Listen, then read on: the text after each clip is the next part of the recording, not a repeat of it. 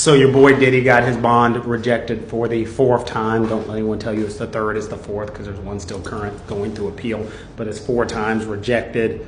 So the question that has been asked over and over again is it possible for him to ask for another bond? And more importantly, how can he ask for another bond? Yes, he can. What you have to show is what's called a change in circumstances, that something is different that the judge who denied your bond didn't take into consideration the first time.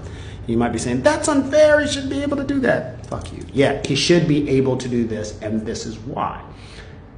Let's say, for argument's sake, his lawyers are going through the discovery and realize that the prosecutors have lied about something, have hidden something. Let's say they talk to a witness who says, I never told the state that. I never told the federal government that. Let's say they talk to Cassie and Cassie says, I never said any of this information whatsoever.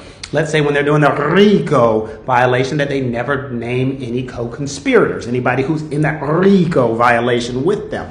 Well, then Mr. Combs can say, maybe this charge is not sustainable. Maybe what they have charged me with, since there's no RICO violation, maybe I'm not looking at as much time as possible. I'm not saying any of that's happening, but if there is a change in circumstances, something is different, then he should have a right to go back and ask for another bond. Now, should he? No. No, I don't want your number. No, I don't want to give you mine. No, this scrub should not be asking for an additional bond. The phrase that we have in our office when people come to us and say, Mr. Kent, I've been in jail, I want a bond. I say, do you want me to save your weekend or do you want me to save your life? Okay. What does that mean? I can spend all this time, energy, and effort working on a bond that is going to be summarily denied, or what I can do is spend all this time, energy, and effort working on your case and trying to win.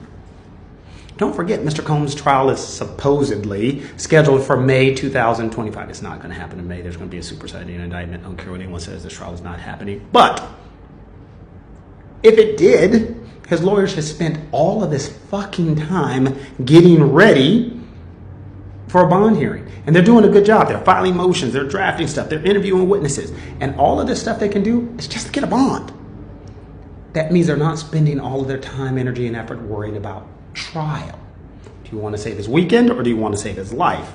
So I think it is, I don't necessarily think it's a mistake to ask for bond. If the guy wants a bond, the guy wants a bond. He has the right. This is what he wants. But it does not help him because he should be worried about his trial.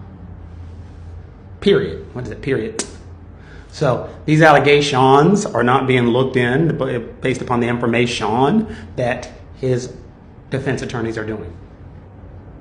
On an unrelated note, LeBron James can get his son into the league. So yeah, I would want my daddy to pardon me if I was looking at any type of criminal activity. Ain't nothing wrong with Hunter Biden being pardoned by his daddy, because that'd be a weird Thanksgiving next year if I'm not president. He's like, you didn't use your power to pardon me? What the fuck, Pop? Anyway, unrelated.